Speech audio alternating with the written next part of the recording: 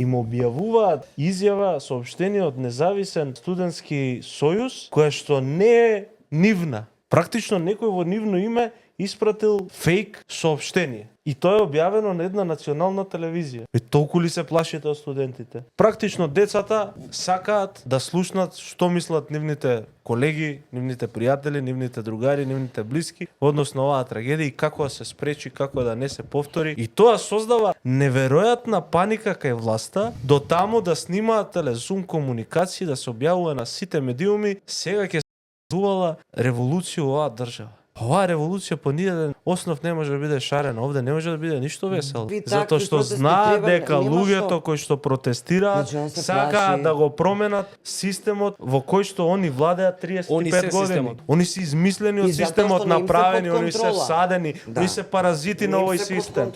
Значи овој систем создава паразити од најнизок до највисока функција оваа држава, кои што се хранат, практично од уста им го зимаат лебот на граѓаните. И во замена наместо да ги заштитат, се случуваат вакви трагедии. Јас самиот на себе си се лутам кога го кажувам ова како трагедија, ова е убиство. Ова е убиство затоа што сите гледале, сите слушале, сите знаеле и никој не направил ништо да се спречи ова.